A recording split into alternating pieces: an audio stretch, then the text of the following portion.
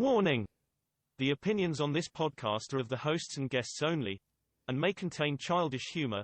Listen at your own discretion.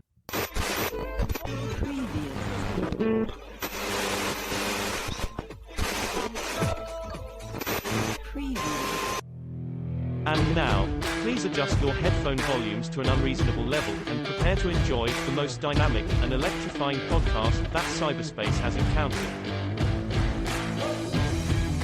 What is up, my sporting fans? This is episode 65 of Sports Bliss. With Rob. And Chris. Are you okay? I had a frog in my throat. How is everybody doing today? I know you can't respond back to me, but we do see all of our DMs blowing up.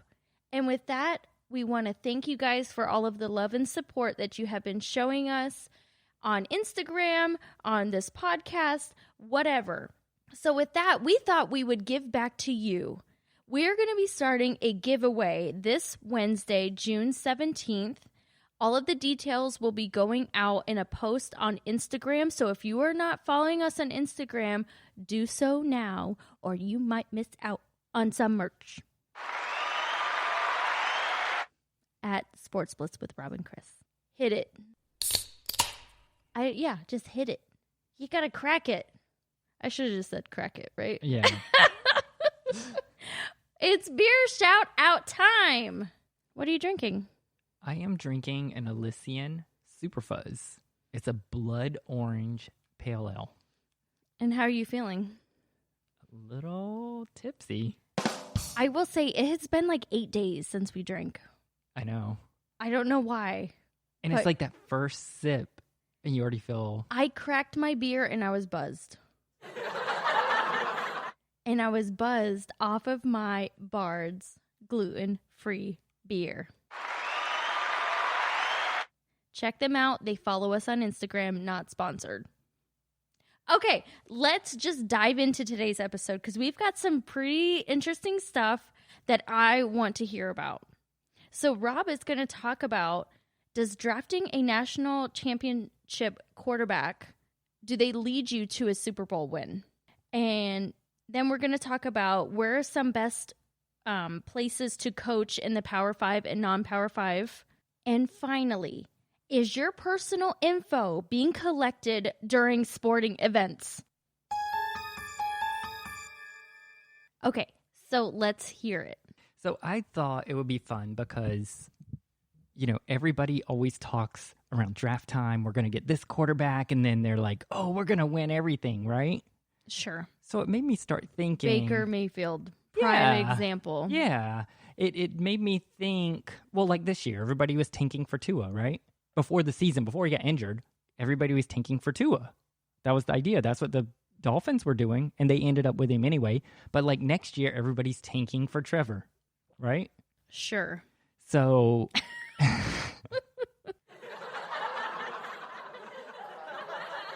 made me think, does a championship quarterback in college translate to Super Bowls in the NFL?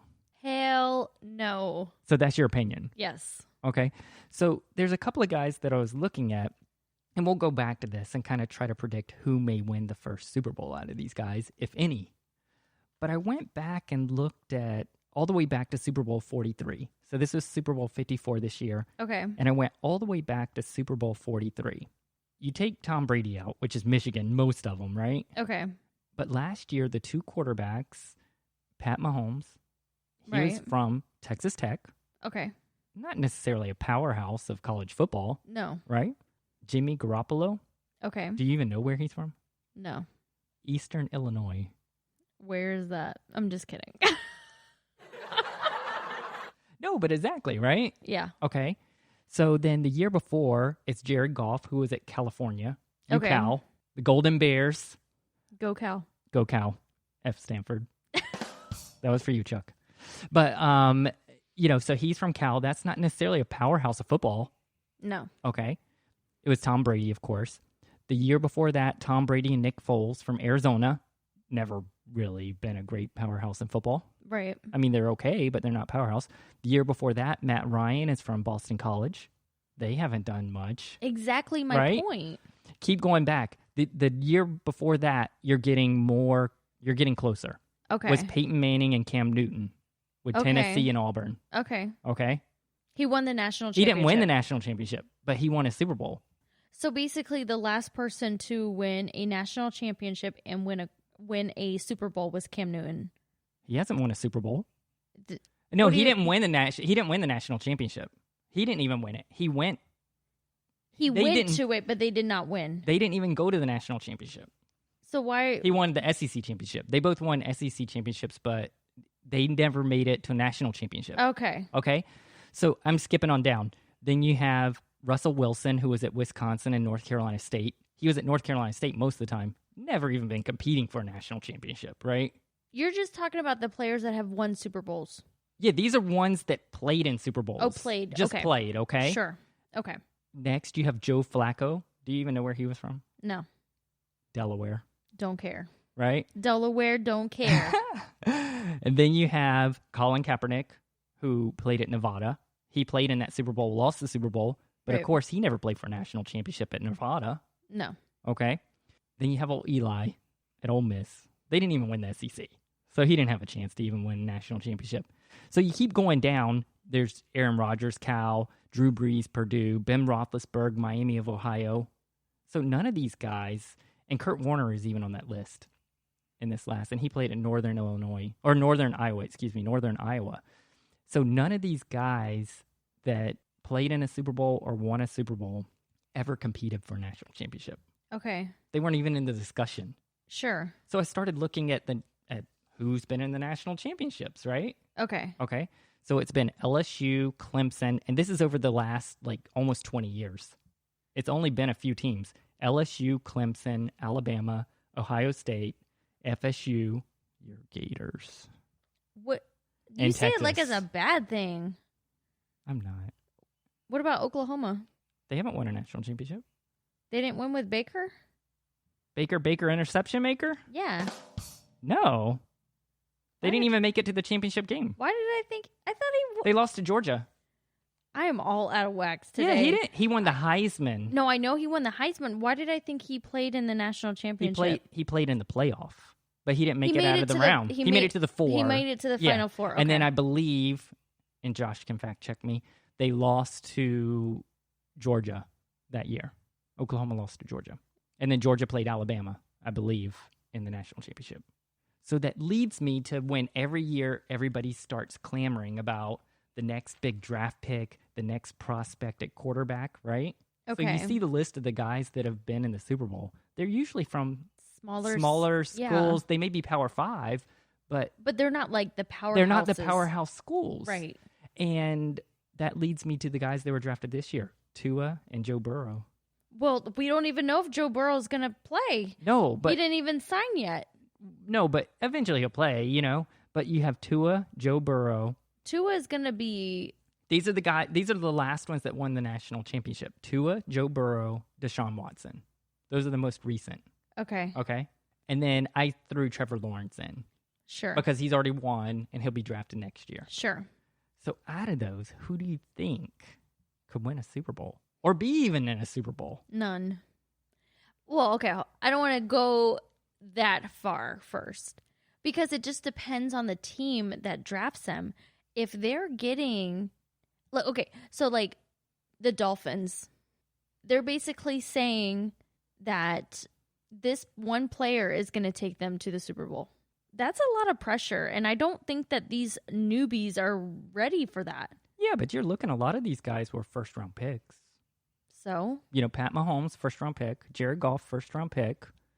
yeah, but Matt Ryan, first-round pick. Yeah, but Mahomes didn't play till his second year. This could be 10 years from now they could win. And Mahomes is on a very good team. You have a very good point. He's much like Aaron Rodgers. He was picked on a very good team. But I'm just saying, so you have these guys. Most of them were first-round picks. I mean, a lot of them were. Okay, my opinion, if Joe Burrow signs with the Bengals, He ain't ever making it to the Super Bowl. He's never making it to the Super Bowl, ever. Yeah. So, and it doesn't matter how talented he is. He's just that team how they look at their, I don't even know how to say it, just their opinion of the team or their management is not the same as if it were like Bill Belichick or, these other teams. These other guys. These other guys. The rest of the league. No, but it makes me think, okay, so it's even like this year. They're talking Trevor Lawrence, number 1, and they're like, oh, who are the best quarterbacks in this? And a name that came up was Jamie Newman. And he's the quarterback for Georgia this year. He transferred from Wake Forest. And this is one reason I thought of this, is because most of these quarterbacks, what do they have in common? They won at the schools they were with, and they were pretty good. But they didn't have elite talent with them. Right. You know what I'm saying? So now you put them on a team with elite talent, because everybody has talent in the NFL.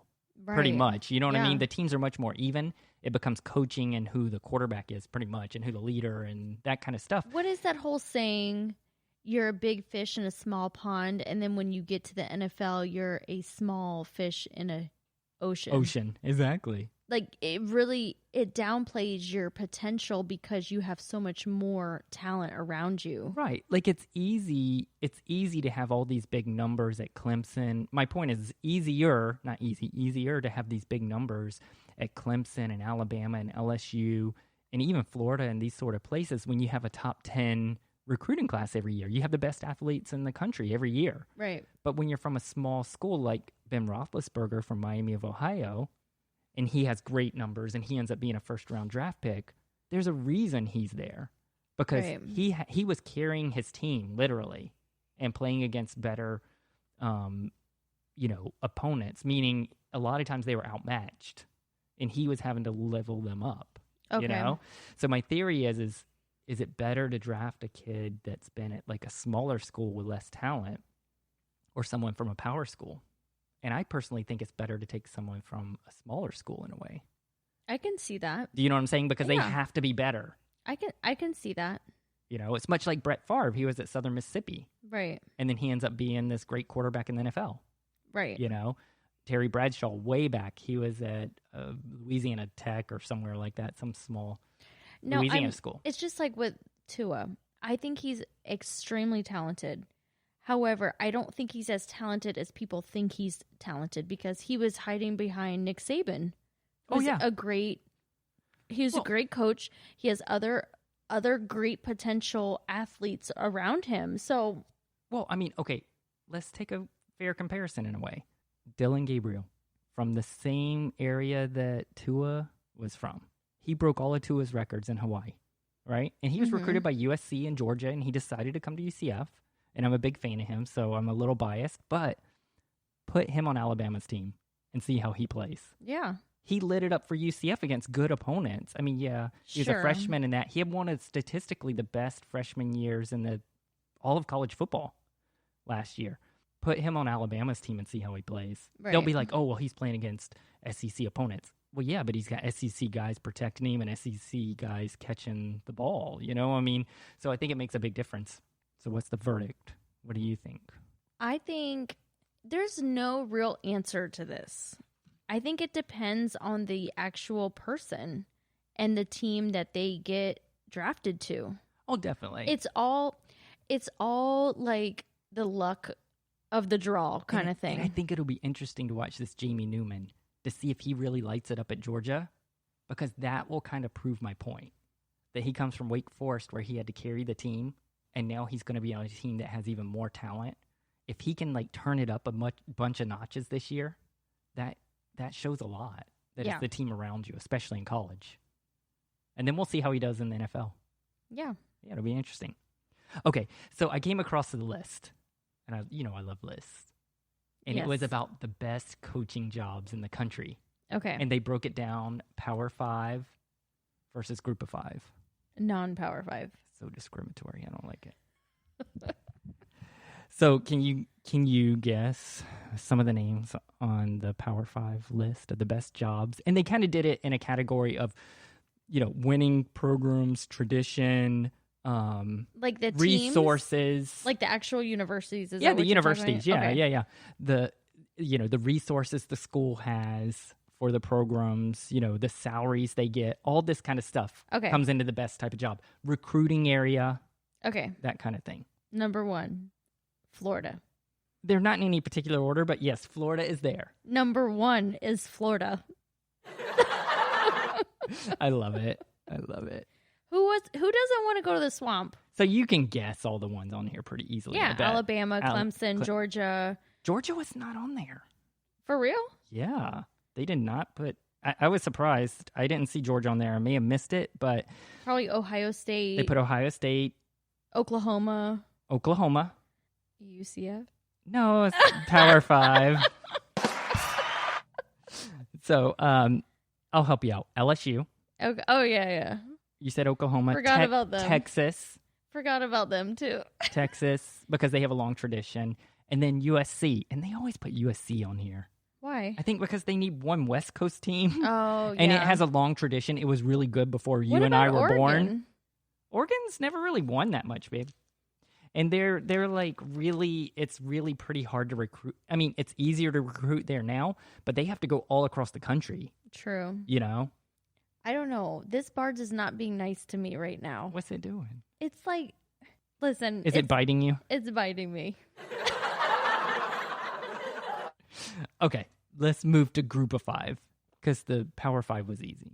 Too easy. Okay, so the Group of 5 jobs. And they listed 4, basically, that were the best jobs in the country. Crickets. You're so funny. You can't guess anybody. UCF. UCF was on the list. They actually said UCF was probably the best job because of the way they pay and the recruiting area, you know, and the growth of the school to support. The traditional one that's been kind of the darling of the Group of 5 for many, many years, Boise State. Okay. Just because they have a long history and they pay decent also. Cincinnati was on there. And Houston. Those were the top 4, they said. And they kind of included all of those because they said they had good support, they had good winning tradition, and they're actually paying their coaches. I think Luke Fickell for Cincinnati, he's making almost $2.5 million a year, which is a lot for a Group of 5. You know, it's not SEC range, but you kind of get a longer kind of run. You're not run out as quickly either, so you can have some longevity there. So my question is, would you rather coach at one of these top Group of 5 schools than like a middle-of-the-pack Power 5? You know, say like a Missouri or an Illinois or well, you're probably Kansas. You're probably going to get more money at these upper schools. Not necessarily. Not now. Not compared to what UCF and Boise and Cincy and Houston pays. I think Houston, they really ponied up. They pay like almost $4 million a year because they hired, their coach came from West Virginia. That's interesting. Yeah. I mean, I guess it's who's going to show you the money, right? Well, I don't know. I mean, my perspective is I would probably rather coach at one of these Group of 5s because you can still make money, but you can also win. And that's worth a lot, right? But you're very biased about that. No. I'm just thinking about longevity. You can be somewhere and get a moderate salary and coach there for 15, 20 years if you want. Like Josh Heupel could coach here for a very long time if he chooses.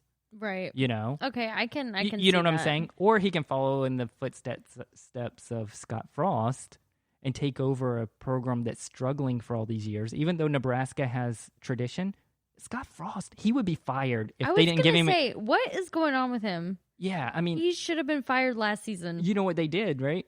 They extended his contract, right? They extended his contract, so they owe him something crazy like $35 million or $40 million or something.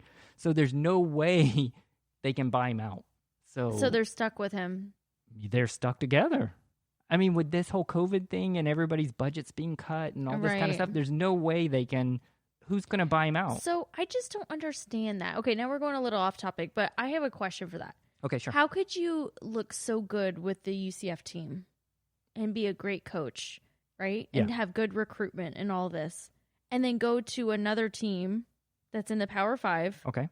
And you that has tank endless money, basically. Yeah. You got and tradition. Whatever you want. And tradition. Whatever you want. Yeah. You have actually probably better means of recruiting because you're in the Power 5. You probably have an advantage. You would think.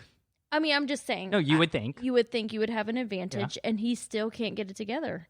A lot of people underestimated. I mean, Scott Frost did a great job here, and I appreciate everything he did here. And I don't blame him for leaving and going to Nebraska. If you have an opportunity and you feel it's right, you do it. That's what happens at schools like UCF. They use them as stepping stones to go to a bigger stage. Right. Sure. I think some guys are learning from that, though, and not necessarily doing that, because the team he took over, everybody goes, oh, well, they were a winless team, right? That's the national story. He took a winless team and then made them a 6-win team, went to a bowl, and then it had an undefeated season and beat Auburn in the Peach Bowl, right?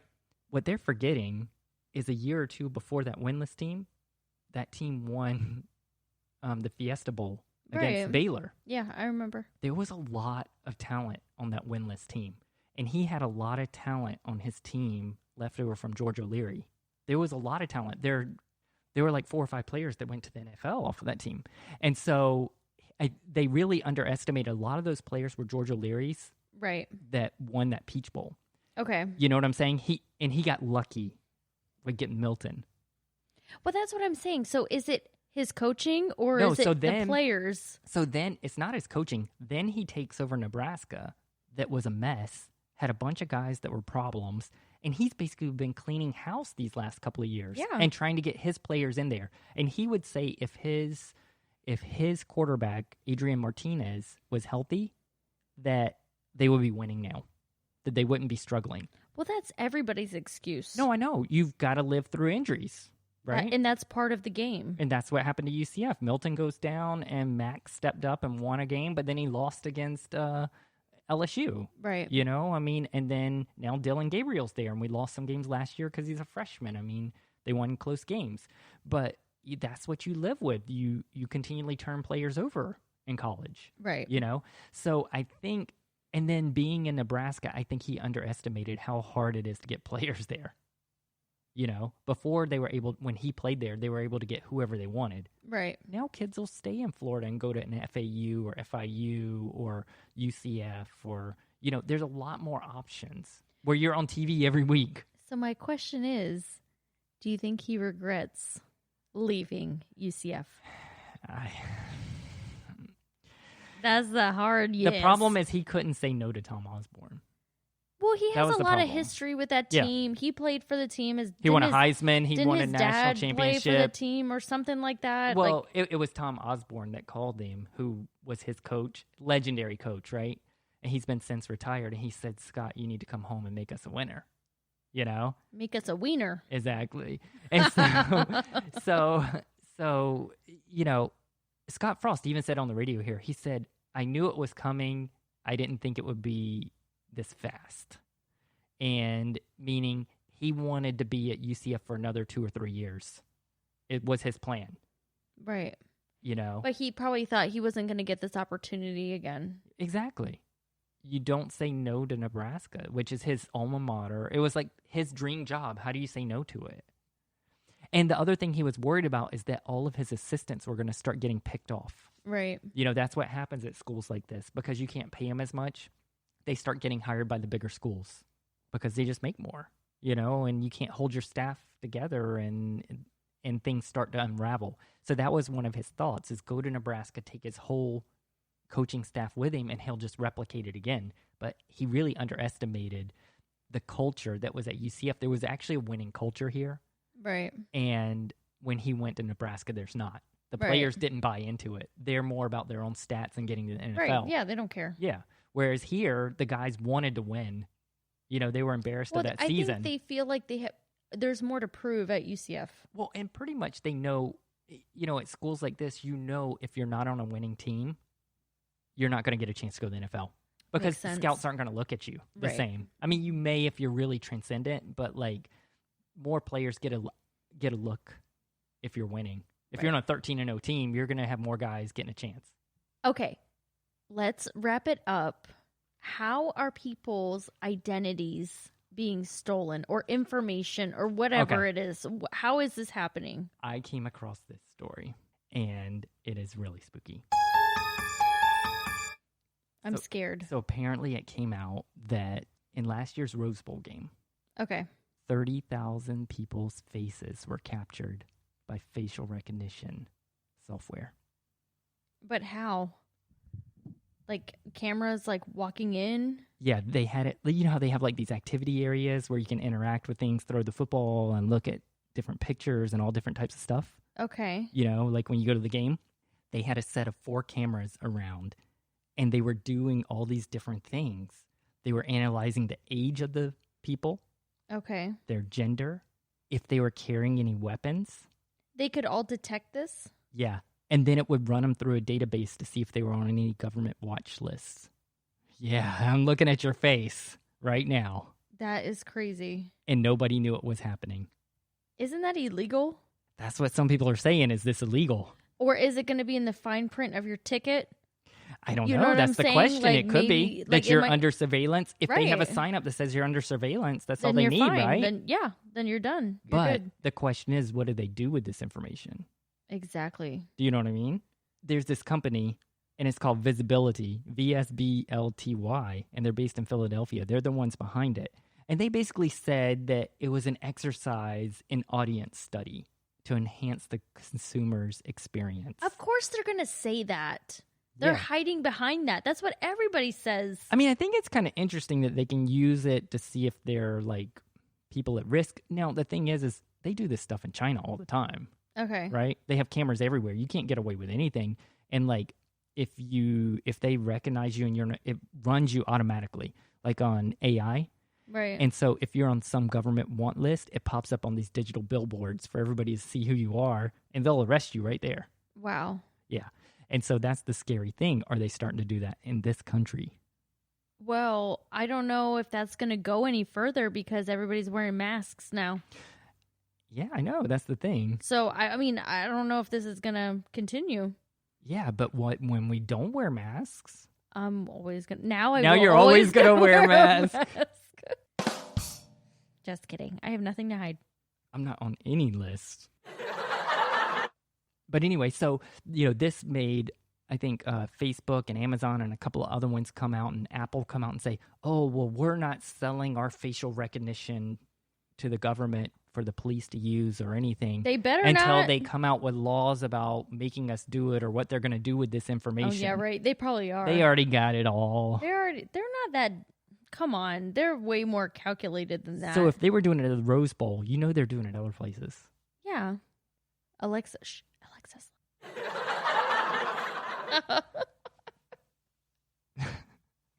Okay, let's liven it up a little bit with some trivia. Are you ready to be stumped? I'm scared. It's a bird question. It's for the birds. No, it's a bird question. Oh. So get ready. Okay. Okay. That's very broad. It's a bird question. These Stork. Just kidding. They send you your child in the mail. I'm just kidding. Stork. These birds are excellent parents and can find their way back to their nest from 1,300 miles away. Penguins? Do you want a multiple choice? Sure. A, pigeons, B, starlings, or C, blue jays? Blue jays. Final answer. Sure. Oh. Yes! I finally stumped you. What kind of bird question is that? A pigeon. You should know. Didn't you have them all around you in New York? Yeah, I thought they stayed in New York all the time. I didn't know they were flying 1,300 miles or whatever you said. I don't know. Okay, let's wrap it up with a would you rather. Would you rather use a map or a GPS that's extremely weak and slow? That's what she said. Just kidding. I have no problem using a map. Okay. I could use a map. A Doesn't map bother and me. a compass? I don't need a compass. Are we driving or walking or I what? mean, whatever. Whatever. I'm Whatever. assuming there's street signs. Don't go into the woods, though. Blair Witch style. Never go into the woods. Okay, so you would use a map. I think so. I can that's how I grew up initially. We didn't have GPS. I know, but if you're driving... You broke the old atlas out of the trunk and you No, looked at the bad things sure. and Grandpa would like thumb through the pages and Yeah, start but yelling as at you're you. driving, I guess it doesn't even really matter because if the GPS is slow, No, see, I don't know that. This is before your time. So, like, back in the day, like where way the back, dinosaurs roam the earth. I would just saddle it up and that pterodactyl and fly down to Florida. No, On a map, with a map. of course. How's the pterodactyl going to know where to go? No, that was part of a trip, though, right? That was the excitement to the trip. Is you would get your map out and you'd have to plan the way to go. Like your dad would always do that, or your grandpa, if it was like a big family trip or something, they would always argue with each other. You should go this way, take this and that, and this is the best way to go. And they'd be like, no, that's not the best way to go. It's like a big thing to plan how to go. I would never know. It's kind of like how some people do now. If you've ever heard this conversation between people when they fly like internationally around the world, they'll debate the best ways to go. Like, oh, should you go to New York and then to Ireland and then over, or should you go through, whatever, different ways, Okay. They like argue over the best path. So what's the best And with- path? GPS. The GPS will give you the best path. Exactly. But, I mean, I don't know. It doesn't matter. I could use either. Well, you would use GPS. I would use GPS because I think I would get frustrated with the map and throw it out the window. You definitely would. I'm just being honest. You definitely would. I'd be like, babe, you're looking at Wyoming. It's upside down. The map is upside down. You're looking at Wyoming and we're in Georgia. Okay, guys, that wraps up today's episode. Thanks so much for listening. We'll catch you next time. Bye. Thank you for listening to Sports Bliss with Rob and Chris. Available on Anchor.fm, Apple Podcast, Spotify, and everywhere else fine podcasts are found. Follow us on Instagram and leave voice comments at 407-494-6420. This has been a Sports Bliss with Rob and Chris production.